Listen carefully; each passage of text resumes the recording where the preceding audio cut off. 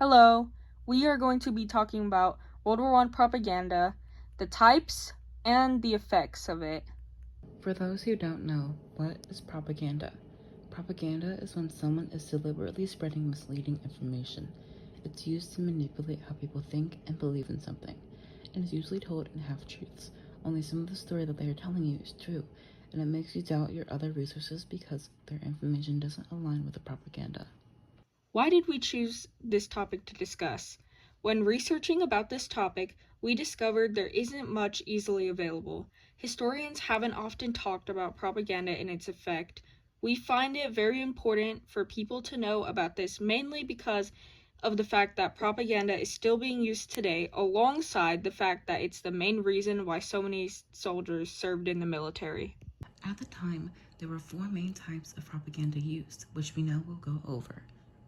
These types are poster propaganda, the 4-minute men, propaganda in the music hall, and the normalization of social pressure.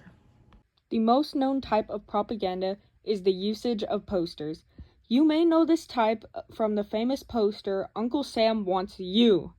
The posters didn't just boost joining the army, it also encouraged people to fund the war by purchasing war bands. These posters mainly worked by glorifying war, saying that it turned boys into men. It also showed helpless families and children being curious about the war in order to guilt fathers into joining the army to protect and impress their families. The Committee of Public Information, or CPI, formed the 4-minute men in order to spread propaganda through speeches. The CPI trained the men who volunteered to be a part of the group. They were trained to give speeches at public places like churches, clubs, and colleges. At the time, the music hall was a luxury for the working class and even some of the middle class. People weren't able to listen to music at their command like we're able to today, so they would go to the music hall. The military took advantage of this by using music, acts from short plays, comedy, ballet, magicians, and even acrobats to inspire young men into joining the army.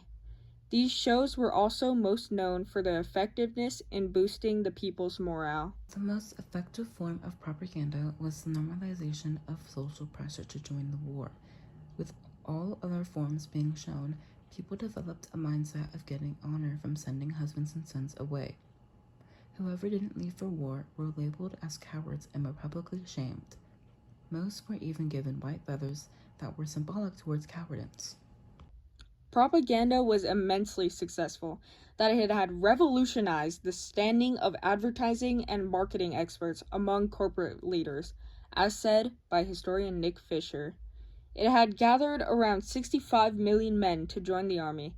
Out of these men, 10 million were reported dead for a variety of reasons, most common being injuries from machine guns, mines, going over the top into no man's land, and starvation from being in the trenches too long.